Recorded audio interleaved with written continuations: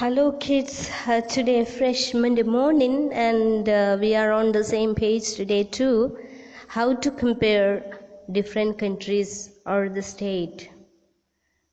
Our chapter is about development, right?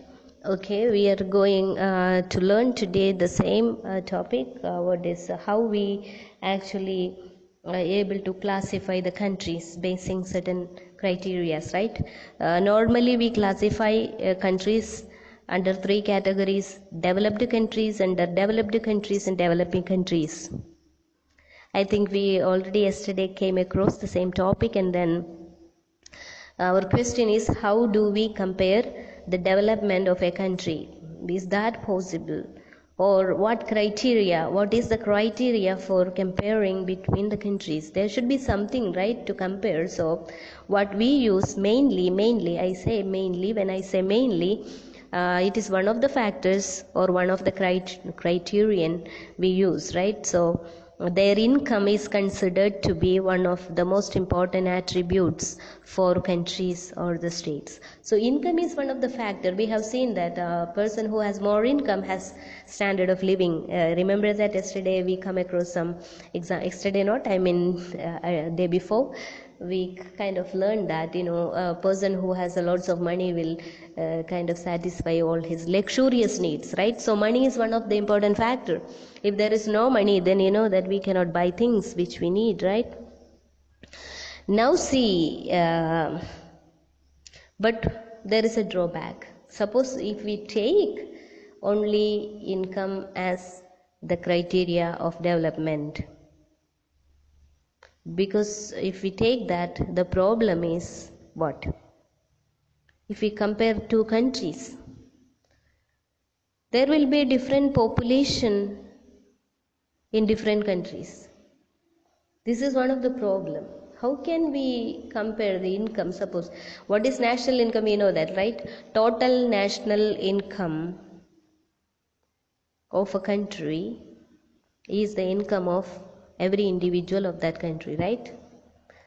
Total income of all the individuals of that country is called as national income. That is what we learned.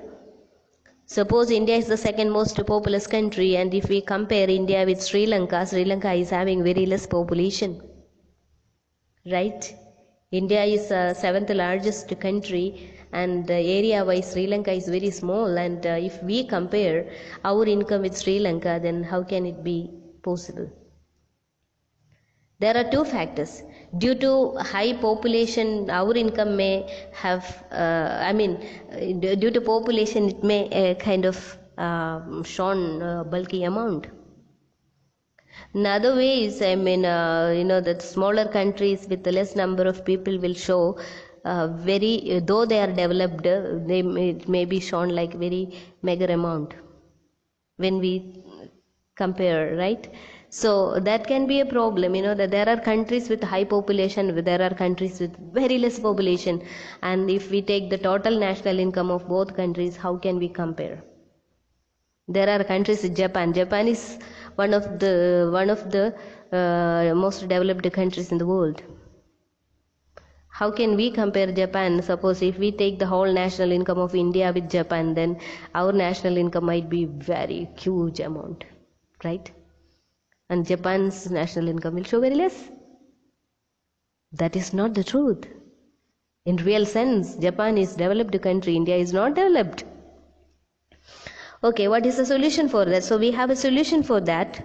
We have to find the average income. We have to figure out an average income of each country and then compare, and it can be, and also we have another problem like world currency. Different each country has their own currencies, and the value of the currency vary from country to country, right? Our rupee is not that high. It's not strong. Okay, so there are many other economic factors which influence upon the country's currency and its value. Okay, So there's a lots of problems in. I cannot explain everything as on the slide and explaining, because if the video is longer, even in WhatsApp it cannot be uploaded. So I need to maximum cut short and make it, and we will during when we are having the contact classes on online on Google Meet. I think you can ask me and I can explain much more better and make clear with that. There are many factors which influencing. Okay, so currencies vary, its value vary, right? Exchange rates vary, and then what is the solution then?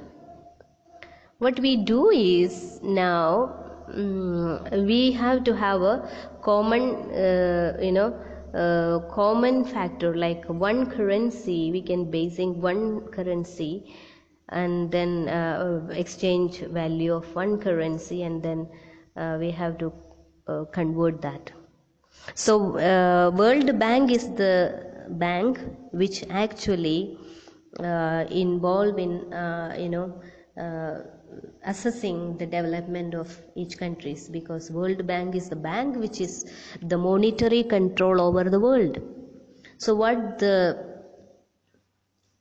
before going to that, let us see what is okay. We found a solution. We have to find an average income of a country. How to calculate the average income? Per capita income. It is also called per capita income. Average income of a country is called the per capita income.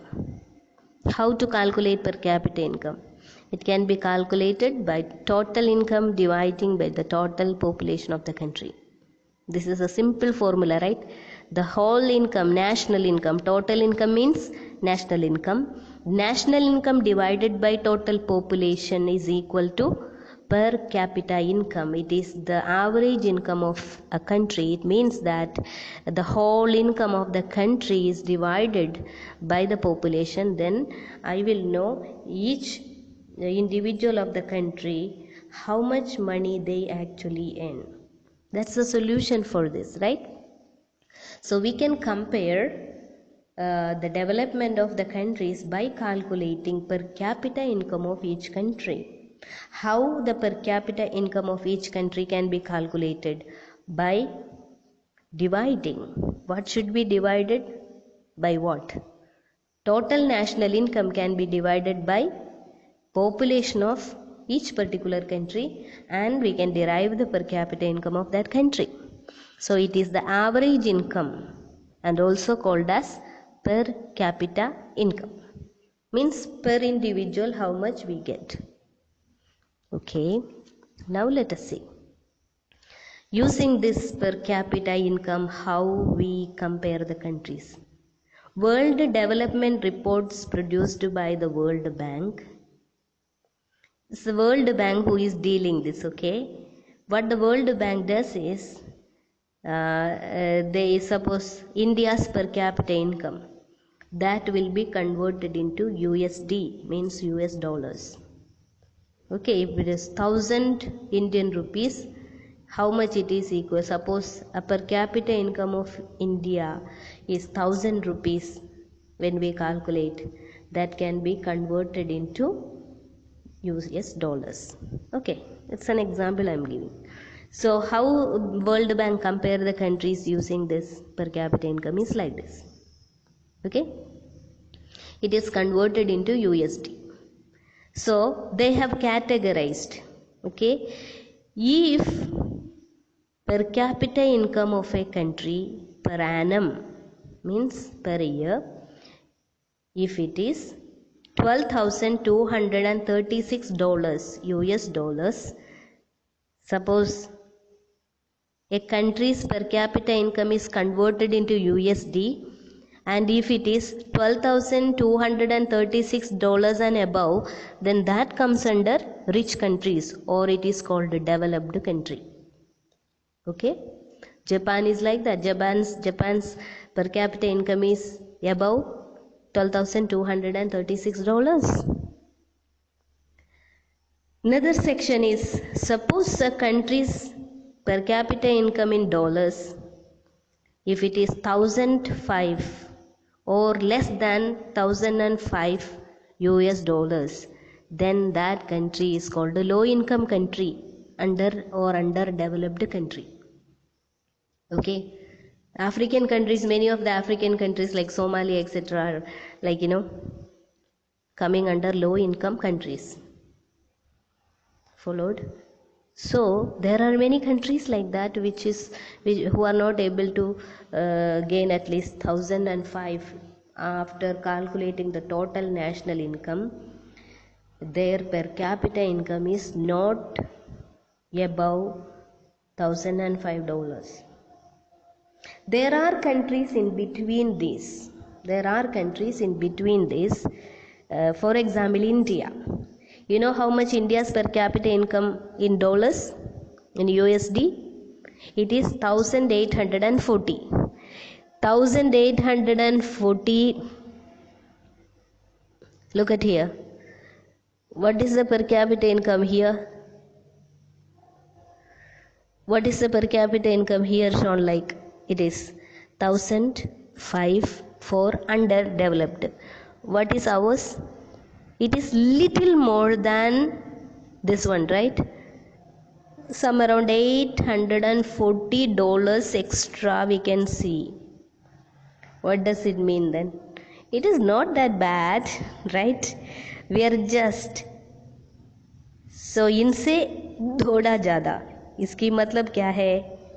हमारी nation इस पे नहीं आती. It's not under rich country nor under low income country. It comes in between this. So it is called the low middle income country. India comes under low middle income countries because India's per capita income in USD is 1840.